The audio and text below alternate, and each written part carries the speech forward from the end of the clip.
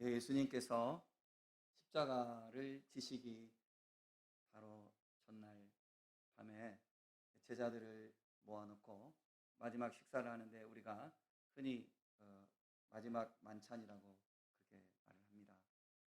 그 만찬을 할 때 제자들은 지금 예수님이 십자가 질 것을 생각도 못합니다. 제자들은 예수님께서 예루살렘에 들어올 때부터 예수님이 왕이 되시는 것으로 그렇게 생각했습니다. 그러니까 예수님은 우리의 영적 지도자로서 하늘의 왕이 되시는 거죠. 이제 영원한 왕이 되시는 거죠. 그런데 제자들은 아직 이러한 비전이 없었기 때문에 예수님께서 예루살렘에 가면 이제 시저보다 더 훌륭한 더 권세 있는 이 세상의 군주가 되실 걸로 생각을 했습니다. 그러니까 제자들은 그때부터 묘한 긴장감이 있는 거예요. 왜냐하면은 예수님 바로 옆에 내가 있어야지 이런, 그래서 서로를 이렇게 견제하는 거예요. 예수님의 제자들 중에서 요한과 야고보는 좀 더 친밀한 관계에 있어서 육체적으로, 왜냐하면 예수님의 육신의 어머니가 마리아인데 그 마리아의 누이의 아들이 요한과 야고보예요. 그러니까 이들은 예수님에게 조금 더 이렇게 가깝잖아요, 정서적으로. 그래서 요한과 야고보가 특별히 예수님 곁으로 막 이렇게 파고들려고 그러는 거죠. 그리고 그 요한과 야고보의 엄마가 치맛바람을 막 일으키는 거죠. 우리 애들 아시죠? 이제 오른쪽 왼쪽에 우리 애들입니다. 이렇게 막 하는 거죠. 그래서 예수님께서는 십자가 지실 것을 이렇게 애둘러서 표현을 하셔요. 여러분, 직설법으로 말씀을 하신 적도 있지만 못 알아들어요. 아직까지는 전혀 이게 경험해 보지 않았기 때문에, 저희는 이 모든 것을 알기 때문에 우리는 이렇게 내려다보면서 성경을 이제 보고 있잖아요. 역사를 우리 가지고 있잖아요. 그러니까 이해가 되지만 당시의 제자들은 이해하지 못해요. 그런데 저희들도 그렇더라고요. 저희들도 같이 앉아서 이야기하잖아요. 사람들이 내 말 다 알아들은 것 같은데. 그래서 여러분, 직장에서도 제가 리더 교육하는데 그런데 가서 저도 배웠는데, 이야기를 하잖아요. 이야기를 하면 꼭 복명복창을 하게 하더라고요. 그러니까 뭐냐면, 이거 예를 들면 이거 30만 원 A 기업에 B 과장에게 전달해 주세요. 이렇게 하면은 네 하고 하면 안 돼요. 그러면은 네, 이거 30만 원 A라고 했나요? A 직장에 B 과장님께 오늘 12시까지 전달하겠습니다 라고 대답을 해요. 그래야 아주 훌륭한 직원이에요. 우리가 이런 관계가 돼야 돼요. 사실은 이게 진짜 알아듣는 거죠. 알아듣는 거죠. 근데 잘 못 알아듣는 거예요. 우리들도 못 알아듣는 거예요. 근데 하물며 영적 비밀을 말씀하실 때 제자들이 다 알아들었을 거다라고 생각하는 거가 우리 오산이죠. 근데 주님이 어쨌거나 이렇게 못 알아듣지만 주님은 묵묵히 자신의 하실 일을 다 하십니다. 하시면서 제자들을 모아놓고 식사를 대접하면서, 그리고 주님께서 발을 이렇게 씻어드리는 거죠. 제자들이 원래 같으면 제자들이 너나 나나 먼저 나와서 발을 씻어주는 일을 했어야 마땅한데, 이 시간만큼은 제자들이 움직이지 않습니다. 왜냐하면 이거 잘못 줄 섰다가 내 자리가 그 자리가 될 것 같으니까, 내 자리가 발 씻는 자리가 될 것 같으니까, 나는 예수님 옆에서 에헴 하고 좀 있는 이 자리가 돼야 되는데, 지금 이 순간부터 내가 줄 잘못 서면 내가 그 자리 될까 봐 제자들이 서로 견제하는 거예요. 긴장하고. 예수님께서 스스로 대하의 물을 떠다가, 당시 그 관습에 의하면 종들이 주인에게 그렇게 했거든요. 손님에게 했고요. 예수님께서 스스로 대하의 물을 떠다가 수건을 허리에 두르시고 씻어주는데도 제자들이 누구 하나 나서지 않는 거예요. 이게 어떻게 보면 자기 주장이 강한 사람들의 일반적인 모습입니다.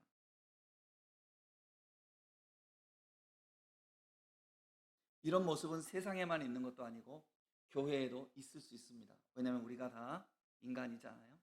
인간이고 서로를 우리는 견제하려고 하는 그런 은혜가 깊이 임하지 못하면 모든 사람들은 자기가 높아지려고 하는 자기 주장 의지가 있기 때문에 섬기려고 하지 않고 대접을 받으려고 하는 그런 경향이 우리 모두에게 있는 것입니다.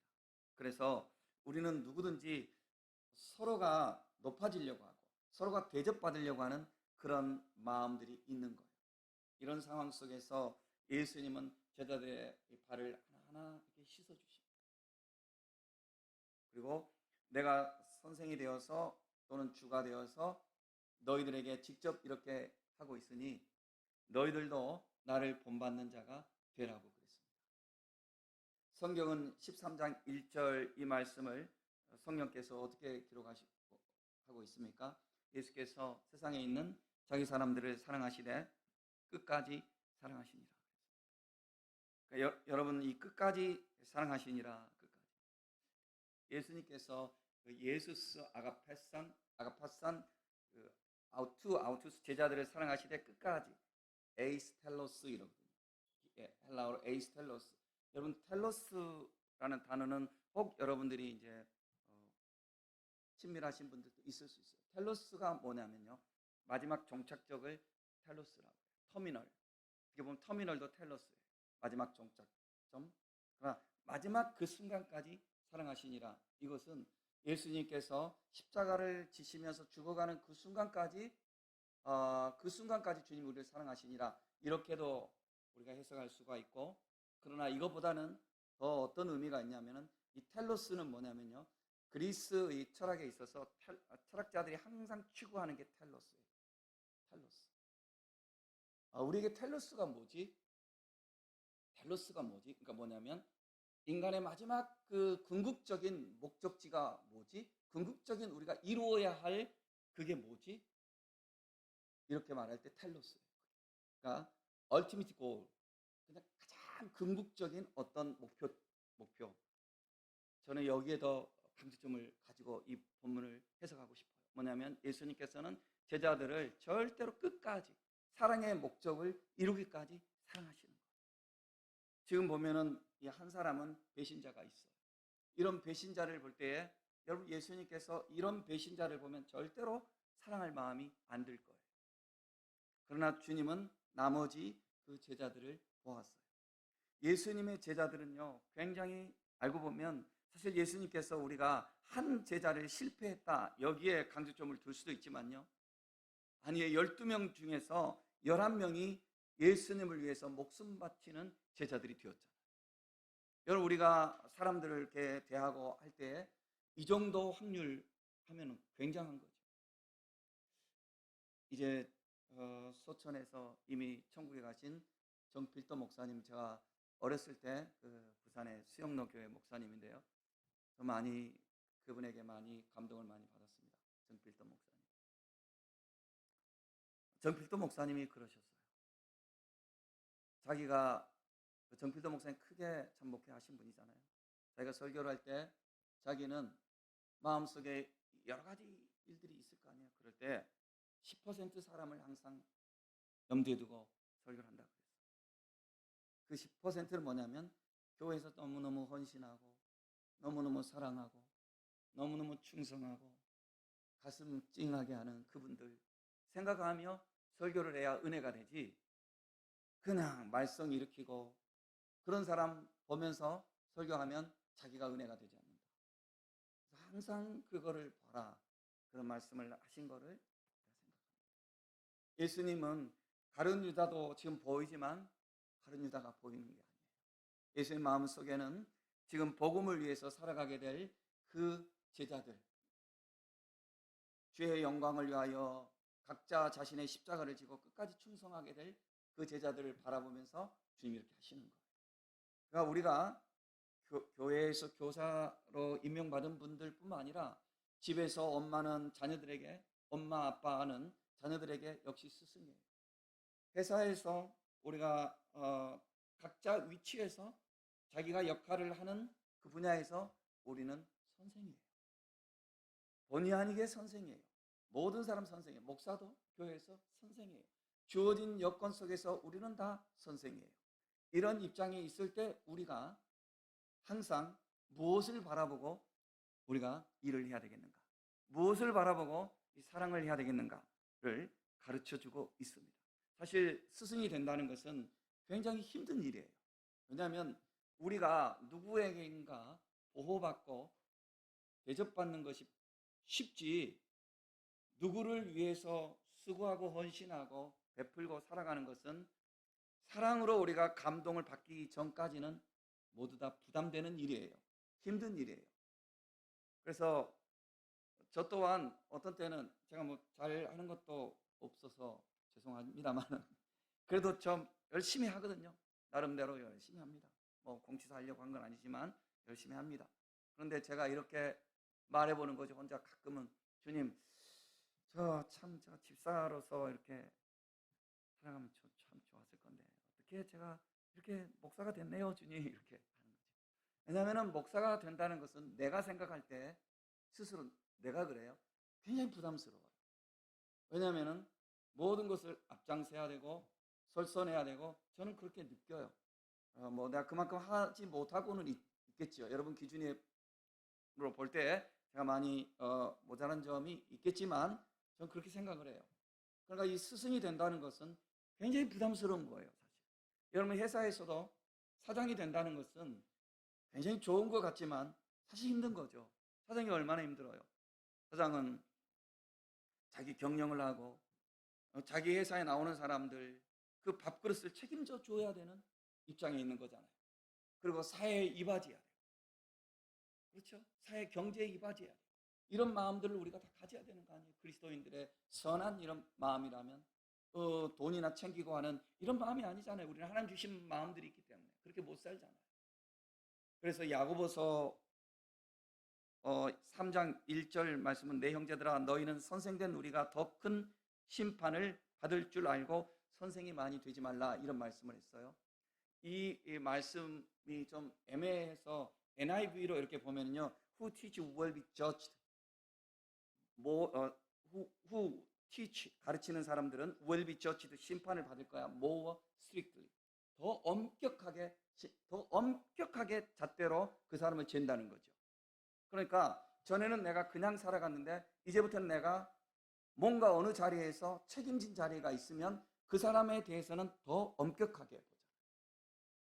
나라에 우리가 공무를 집행하는 사람들을 뽑았을 때 전에는 그 사람이 뭐 밖에서 어떻게 뭐 술을 취했든지 뭐 지나가다 뭐 싸움을 했든지 넘어갈 수 있지만 그 사람이 어떤 공적 신분에 있기 때문에 엄밀하게 그 사람을 잣대로 보잖아요. will be judged more strictly. 더 철저하게 보잖아요. 교사도 그런 거예요.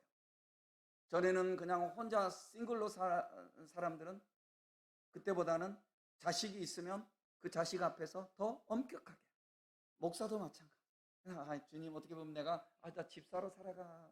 이거는 어떻게 보면 내가 좀 더 자유롭게 좀 더 이렇게 내가 이렇게 살아가고 싶은 내 욕망인 거죠. 세속적인 욕망인 거죠. 어떻게 보면 집사님들에게 어떻게 이 표현이 누가 되는 표현이 됐다면 죄송해요. 그러나 저 자신에게 적용할 때 어떤 때는 주님 목사의 짐이 참 너무 크네요. 내가 이렇게 할 때가 있는 거죠. 그러니까 이건 나 개인에게 하는 말이니까 비교하는 것은 아니니까 오해는 하지 말았으면 좋겠습니다. 그러니까 우리가 스승이 된다는 것은 그만큼 책임 의식을 많이 가져야 하는 것입니다. 부모로서 책임 의식을 가져야 되고 직장 상사로서 책임 의식을 가져야 되고 직분자로서 책임 의식을 가져야 하고 봉사자로서 책임 의식을 가져야 하는 것입니다. 성경에서 스승이 무엇일까? 스승은 무슨 일을 해야 할까? 첫째로 성경에서 볼 때 스승은요, 가르치는 일을 해야 합니다. 가르치는 일을. 성경에서 일반적으로 보편적으로 선생을 누구를 선생이라고 그러냐면 랍비를 선생이라고 합니다. 랍비는 뭐냐면 하나님의 말씀을 가르치는 사람들이었어요. 율법사 이런 사람들 랍비를 선생이라고 합니다. 그러니까 여러분들 우리가 가르치는 일을 하는 거죠. 부모도 자식에게 가르치잖아요, 그죠? 이렇게 해라, 이렇게 해라. 부모가 다 선생이에요. 목사나 교회 학교 교사가 선생이잖아요. 성경을 가지고 가르치잖아요. 그러니까 가르침이 반드시 필요한 거예요. 잠언 29장 18절 말씀에 묵시가 없으면 백성이 방자히 행하거니와 율법을 지키는 자는 복이 있느니라. 그러니까 하나님의 말씀을 지킴으로 방자하게 바른 가치관을 가질 수 있도록 선생들은 가르쳐야 되는 거죠. 그래서 교회 학교 교사들은 어디에 먼저 초점을 맞춰야 되냐면요, 목사님에게 초점을 맞춰야 돼요. 목사님이 교회 학교 이제 쉽게 말하면 교장이니까 목사님이 가르치는 그 가치관을 선생님이 따라야 되는 거예요. 이걸 만약에 따르지 않으면 그 교사를 하면 안 돼요. 교사가 자기 마음대로 가치관을 아이들에게 이렇게 절대로 전달하면 안 돼요. 목사님이 교단의 방침과 하나님 말씀 방침을 가지고 하는 거를 그거를 자기가 못 따르면은 그 따를 수 있는 마음을 하든지 아니면 바꿔야 돼요. 우리 선생님 두 분이지만 잘 들으시기 바랍니다. 그래서 이게 일치가 딱 돼야 돼요. 또 목사는 성경 말씀을 통해서 주님 앞에 딱 일치가 돼야 돼요. 그래서 백성들이 이 말씀 앞에서 듣는 자들이 방자하게 행하지 않도록. 방자한다는 건 뭐예요? 자기 마음대로, 자기 멋대로, 자기 고집대로 행동하는 거잖아요. 세속에 따라서 흔들리는 거. 그거 아니에요. 하나님 말씀 속에서 어떻게 보면은 그 틀이 딱 주어지는 거죠. 그래서 우리는 이 하나님의 말씀을 가르치는 일을 하는데, 원래 이제 구약 성경의 전통에 있는 그 성도들 보면은 성년 의식이라는 게 있어요. 성년 의식이 있는데, 남자는 바르 미츠바라고 해요. 바르 미츠바. 여자는 바트 미츠바 이렇게 말해요. 딸은 바트, 아들은 바르니까. 이게 하나님의 자녀가 된다 하는 뜻이에요. 하나님의 자녀가 되는. 율법의 자녀가 된다 뭐 이런 뜻이고요. 그러면은 그 성년 의식이 되기까지 이 아이들이 부모에게 교육을 받았고, 그 다음에 율법 선생에게 교육을 받아요. 그렇게 해서 남자는 13세, 여자는 조금 더 정서적으로 성장이 빠르니까 12세. 그렇게 해서 이때 되면 성년 의식을 딱 하는데, 이때까지 그들은 무엇을 배우느냐면요, 하나님의 말씀을 배웁니다. 하나님을 이제는 네가 스스로 섬길 수 있도록, 하나님을 네가 스스로 섬길 수 있도록 준비되게 해주시는 겁니다. 그러면서 성년 의식을 하는데, 이때까지 그 구약 성경의 전통에 굳건하게 서 있는 사람들 보면은요, 지금도 뭐 미국이나 이스라엘 우리가 안 갈지라도 미국이나 캐나다나 이런 데도 그런 그 구약 전통에 굳건하게 서 있는 학생들이 공부하는 곳 있거든요. 학교들. 그걸 가보면 심지어 오전 동안에는 성경만 가르칩니다. 오전 동안. 그리고 학교에서 인터넷 절대로 못합니다. 구구단 가르치지 않습니다. 구구단. 그래서 7 곱하기 7 하면 77은 49인가요? 7, 8에 56, 77 49 맞아요? 7을 7번 더하면, 내가 77은 이렇게 가지고 뺏기 7만 생각나. 얼른. 그죠? 7, 8에 56 하면서 우리는 99, 81, 99 당모시 막 이렇게 막 배우잖아. 이런 거로 하니까 이게 아무 생각이 없잖아. 어떻게 보면 생각이 없어요. 생각이. 그러니까 이렇게 머리를 써놓으니까 나중에 이게 변화가 일어나는 일 잘 못하잖아요. 절대로 그렇게 안 가르친다는 거죠. 구약 전통이. 77은 49 몰라. 계속 왜 어떻게 해서 이렇게 되지? 그런데 놀라운 것은, 우리가 뭐 유대주의자들은 아니지만, 그들을 흠모하자는 건 아니지만, 인정할 거는 인정해야 되죠. 아이비 리그 같은 데 보면 다 그 소수의 유대인들이 다 잡고 있어요. 모든 분야에 다 잡고 있는 거예요. 이렇게 하나님 말씀으로 가르친 애들이 다 잡고 있는 거예요. 놀라운 거예요. 그러니까 여러분, 하나님은요, 어제나 오늘이나 영원토록 변함이 없으신 거예요. 약속하신 대로 다 하시는 거예요. 율법을 이마에 붙이고 손에 메고, 잘 때도 일어날 때도 걸을 때도 누울 때도 이 말씀 기억하고, 이렇게 가르침을 받은 사람들이 틀린 거죠. 완전히 틀린 거죠. 삶이 틀려요. 세속에 온통 이렇게 우리는 이렇게 어떻게 되냐면요, 세상의 가치관을 가지고 하나님의 말씀을 보는 사람이 있어요. 교회 안에도 그런 사람 많이 있어요. 그러니까 이거하고 자기하고 안 맞으면 목사님의 설교도 교회의 방침도 아닌 거죠. 그건 안 되죠. 하나님의 말씀의 가치로 세상을 해석하는 거예요. 이게 다른 거예요. 이게 우리가 이렇게 자라가야 돼요. 그래서 13세 성년 의식이 되고 여자는 12세 성년 의식이 될 때 그때 주는 메시지가 뭐냐면 네가 지금까지 배운 하나님의 말씀으로 너는 이제부터 세상에 책임 있는 삶으로 살아가라 그러는 거예요. 그러면서 이 사람들이 주는 선물이 성경의 전통에 있는 사람들은 지금도 주는 선물이 세 가지예요. 성년의식을 할 때 성년의식은 이제 최고의 생일 선물이에요. 이제 그때 세 가지를 뭘 주냐면요. 첫째, 성경책을 줍니다. 너는 하나님을 섬기는 사람으로 살아라. 성경책을 줍니다. 하나님이 네 삶을 인도하실 거야. 축복해 줍니다. 두 번째 주는 선물이 뭐냐면 시계를 줍니다. 시계는 뭐예요? 약속이에요. 너는 세상에서 모든 관계 속에서 신용을 얻는 사람이 되거라. 책임 있는 삶을 통해서 신용은 책임을 통해서 얻어지는 거예요. 그죠? 책임을 감당을 하는 사람이 신용을 얻지 책임을 감당하지 않는 사람이 절대로 신용을 얻지 못합니다. 시계를 주면서 신용을 얻는 사람이 되거라. 세 번째, 주변의 사람들이 돈을 가져오면 오늘 뭐 저에게 이렇게 돈을 주셨는데요. 돈이겠지 뭐. 돈을 주셨는데요. 이 사람들에게 이 돈을 가져온 선물을 가지고 돈을 모아서 자녀에게 줍니다. 그래서 자녀에게 주는데 아직은 13세잖아요. 그러니까 자녀에게 직접 주지 않고 자녀의 이름으로 통장에 딱 넣어줍니다. 그러면서 그때부터 무엇을 가르쳐 주냐면 너는 이 돈으로 어떻게 투자를 하고 어떻게 돈을 벌 수 있도록 너는 네 삶을 살아갈래 가르칩니다. 여러분 이게 굉장히 중요한 거예요. 왜냐하면 사람들이 지혜로운 사람들이 뭐냐면요. 이걸 잘못 들으면 안 됩니다. 여러분들이 뭐냐면 자본이 일을 하게 해야 되는 거예요. 자본이 일을 하게. 그냥 육체로만 일을 하고 그걸로 끝이 아니고 자본이 일을 하도록 그 삶을 만들어 가야 돼요. 그래서 죄송한 표현이지만 미련한 성실한 사람은요 항상 미련하게 살아가요.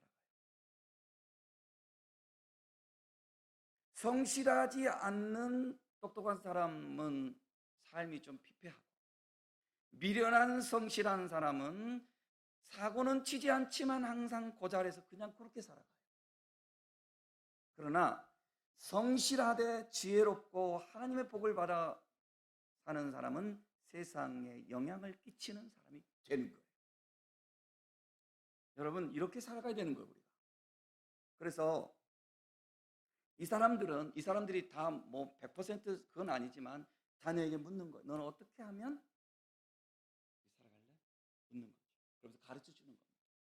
예를 들면 오늘 설교 잘못 들으면 여러분 이상한 쪽으로 갈 수 있어요. 비판이나 하려고 그런 마음 버리세요. 애들에게 주식을 가르쳐 줘요. 이 말 들으면 막 컴퓨터 가지고 막 눈이 벌겋게 주식 위로 옮기고 이런 상상한다고. 천만의 말씀은 그거는 도박이죠. 그런 도박이죠. 제가 하나 말을 해드릴까요? 올 초에 저와 저희 집사람 친구가 그 회사를 하나 세웠는데 굉장히 몇 년 동안 어려웠어요. 막 누명을 쓰고 어려웠는데 그 누명 쓴 그 과정 속에서 우리가 열심히 전도했지만 평소에 주님을 몰랐던 사람들이 주님을 영접하게 됐어요. 주님이 살아계심을 너무너무 생생하게 체험하게 됐어요. 그래서 고마워서 회사가 이제 문제가 해결되면서 우리 교회에 우리한테 1,000,000원을 보낸 거 우리가 이제 교회로 이제 헌금을 한 거죠. 1,000,000원. 근데 내가 너무 고마웠어. 너무 고마워서 내가 이런 생각이 들었어. 이 회사가 잘 경영이 되도록 내가 도와야 되겠다. 축복해야 되겠다. 그래서 내가 은밀히 그 회사의 주식을 내가 알아봤어요. 주식이 나와 있지가 않아요. 그래서 내가 그 회사에 전화를 했어요. 내가 뭐 돈 없지만 내가 해봤자 몇백만 원 이제 사겠죠. 그 주식 없냐고. 그런데 하필이면 사장님이 딱 받아가지고 목소리가 서로 아니까 그러냐고 이제 들통이 났죠. 내가 당신 회사를 축복하는 마음으로 나도 적은 부분이지만 당신을 축복하고 같이 그렇게 기도하는 마음으로 내가 좀 주식을 살려고 그랬어. 주식이 아직 상장되지 않았다. 나는 기다려요. 예를 들면. 왜냐하면 CRCP. 거기를 내가 사랑하니까. 그럼 내가 투자해 가고 싶으니까. 여러분 이런 이야기는 많이 있습니다. 저는 아직 하지 못했지만 어떤 운동선수, 예를 들면 나이키 뭐 그런 이야기 많이 있습니다.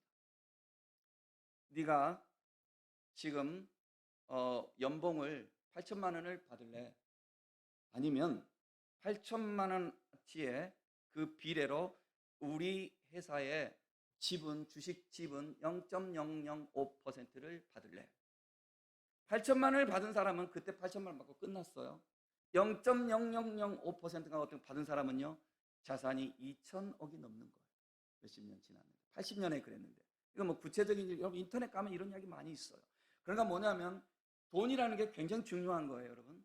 돈이란 굉장히 중요한데 우리는 돈 하면 속으로는 다 좋아하면서도 돈을 이야기하면 이게 뭔가 좀 저속적인 걸로 이렇게 생각하는 사람들이 있어요. 절대로 그렇지 않습니다. 절대로 그렇지 않습니다. 돈은 굉장히 소중한 것이고 돈은 굉장히 아름다운 거예요. 잘 쓸 때. 미국의 여러분 은행이, 우리나라는 한국은행이 우리나라 금리라든지 뭐 이런 걸 다 결정을 하잖아요. 미국에는 그런 중앙은행이 없어요. 뱅크 오브 아메리카가 그런 거 하지 않아요. 미국은 미국 연방준비은행이 중앙 제도라는 게 있어요. 여기 미국 연방준비은행 이 이사회는 5개인가 이 그룹이 있어요. 은행들이 주류 그룹. 그래서 이 이사회에서 모든 걸 결정을 해요. 근데 이 이사회를 배후에서 다 알려진 이야기예요. 이거는 공공의 비밀이에요. 배후에서 미국의 은행들 금리와 이런 모든 걸 딱 쥐고 가는 사람 집안이 있어요. 그 집안이 로스차일드. 로스차일드 집안은 세계 모든 것에 다 금융권과 모든 것 대부분 가지고 있어요. 이 사람들이 돈이 얼마나 있는가는 추정조차도 되지 않고 언론도 뭐 어떻게 이야기도 못해요.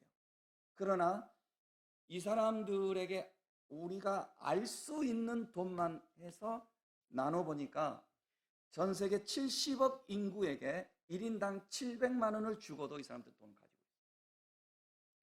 여러분, 우리가 이 세상을 살아갈 때에 하나님을 경외하고, 그죠?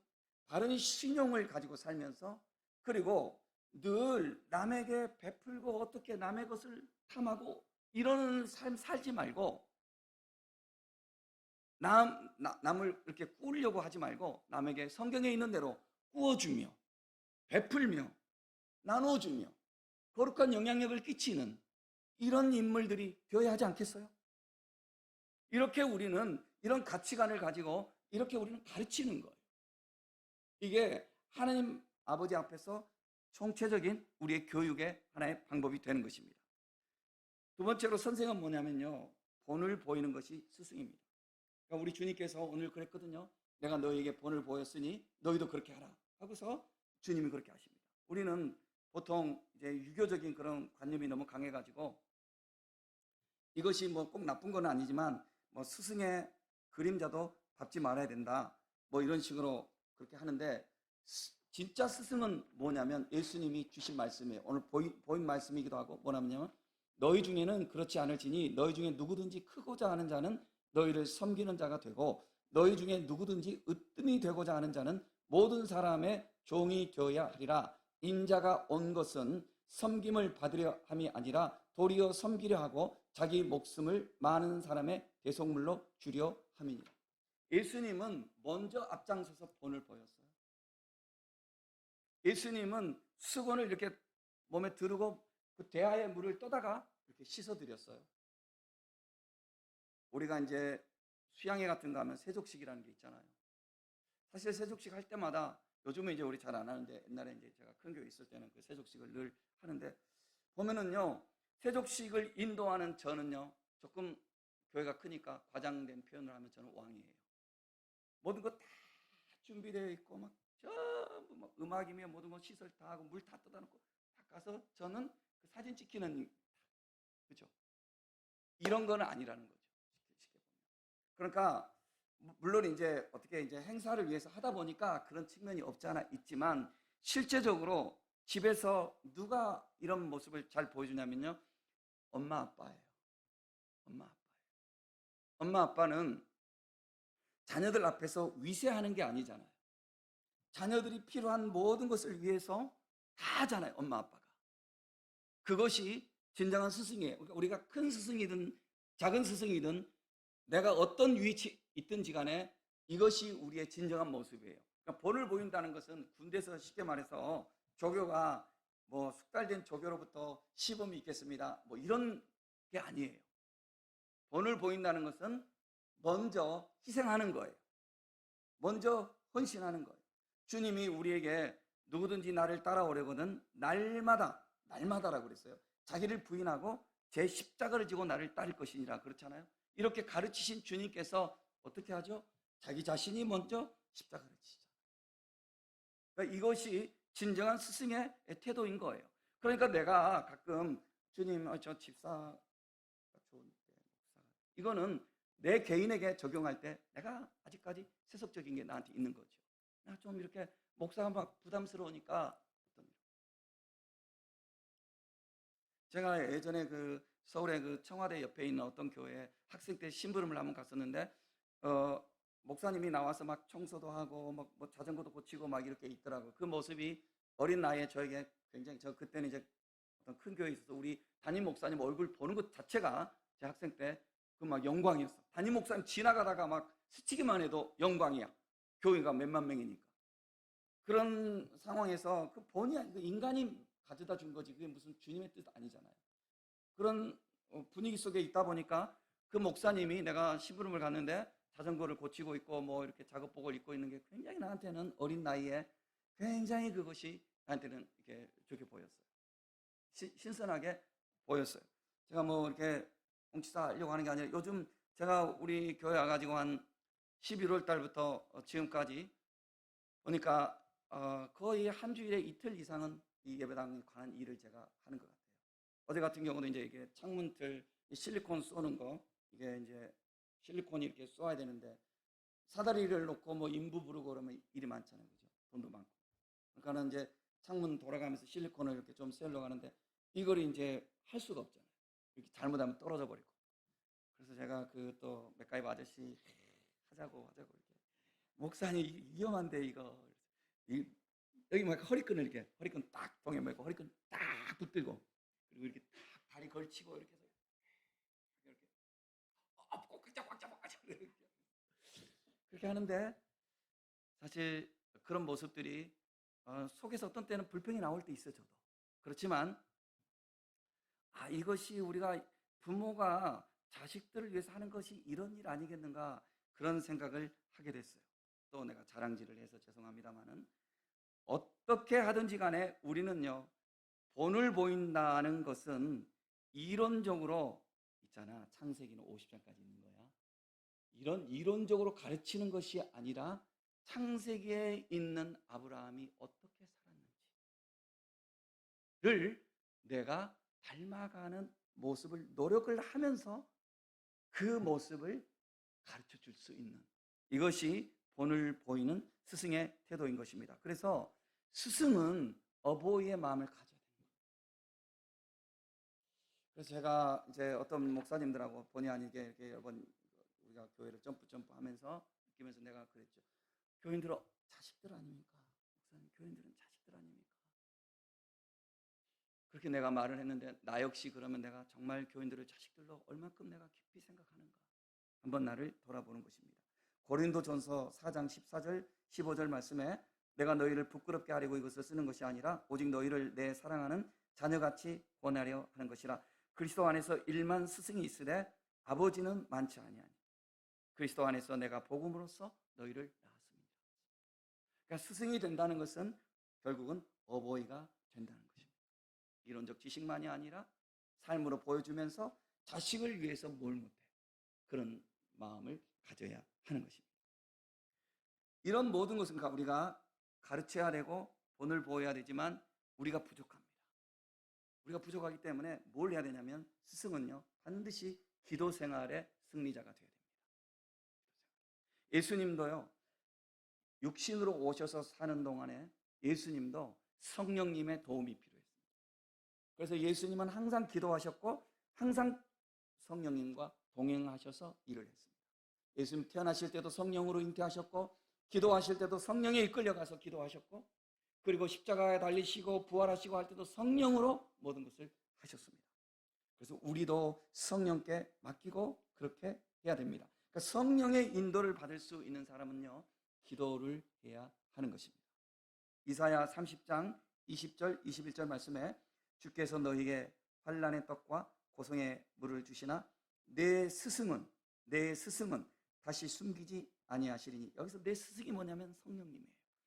내 눈이 내 스승을 볼 것이며 너희가 오른쪽으로 치우치든지 왼쪽으로 치우치든지 내 뒤에서 말소리가 내 귀에 들려 이르기를 이것이 바른 길이니 너희는 이리로 가라 할 것이며. 누가 가르친다고요? 스승이 가르친대요. 어떤 스승? 진정한 스승은요 성령님이 우리를 그렇게 가르쳐 주시는 거예요. 그래서 성령님은 우리가 눈으로 보지 못하는 분이지만 우리가 눈으로 보는 하나님이 예수님이에요. 그래서 우리는 참 지도자가 예수님이에요. 참 지도자가 예수님이에요. 그래서 우리는 모두 예수님 그분을 우리가 표본으로 삼아서 예수님이 어떻게 제자들을 대했는지 예수님이 어떻게 섬겼는지를 우리가 늘 배워야 하는 것입니다. 예수님이 제자들을 12명을 이렇게 세워놓고 오늘 보시는 대로 발을 씻어주시고 그리고 한 명에게는 배반을 당했어요. 그리고 십자가에 달려서 죽으셨어요. 예수님 그 모습만 우리가 보면 예수님 참 측은해요. 사람이 태어나서 장가도 가지 못하고 자식을 남긴 것도 아니고 무슨 정치가처럼 정당을 하나 남긴 것도 아니고 교육가처럼 학교를 하나 남긴 거 아니고 저술가처럼 책을 하나 쓴 것도 아니고 장수한 것도 아니고 예수님 33살에 이 세상을 떠났어요. 그것도 누명을 쓰고 떠났습니다. 안 됐습니다. 안 됐나요? 모든 무릎이 예수의 이름 앞에 꿇게 되는 역사가 일어나잖아요. 시간이 지나면서 변하잖아요. 여러분 사람의 관계는 두 가지래요. 우리가 만난다고 할 때 진짜 만남이 있는가 하면은 스침의 관계래요. 부모 자식이라 할지라도 부부 관계라 할지라도 스침의 관계로 끝나버리는 인생이 많대요. 왜냐하면 서로 몰라요. 그러나 이 수많은 스침을 통해서 진정한 만남이 일어나는 사람들이 있어요. 주 안에서 다윗과 요나단처럼 그리고 예수님과 그 11명의 나머지 그 제자들처럼 이 제자들도 지금까지는 스침의 관계로 예수님을 만났어요. 그러나 예수님의 부활, 십자가와 부활을 통해서 이들은 진정한 예수님과 만남이 이루어지는 관계가 되었어요. 그러니까 정말 이제는 하나가 된 거죠. 여러분과 저도 마찬가지입니다. 제가 여러분 앞에서 매주 설교하고 여러분 눈앞에서 제가 어떤 좋은 말 못하겠어요. 내가 처음에 여기 그랬잖아요. 그때 제가 많은 고통 중에 있었거든요. 여러분 우리가 합병할 때 저 많은 고통 중에 있었어요. 교회를 위해서 하는 일인데 왜 그리 고통이 많은지 정말 고통 중에 있었어요. 제가 여러분 한 말 기억하세요? 이 자리에서 내가 여러분 앞에 앞모습을 보면서 무슨 좋은 말 못하겠습니까? 그러나 언젠가 내 뒷모습을 여러분들이 볼 때 그때 내 그것이 참모습일 겁니다. 그건 내 진심입니다. 나한테도 부담되는 말이지만 그게 진심인 거예요. 지금 스침의 관계는요, 지금 눈앞에서 스침의 관계는요, 어느 정도는 우리가 쇼맨십으로, 어느 정도는 우리가 그냥 포장하고 넘어갈 수 있어요.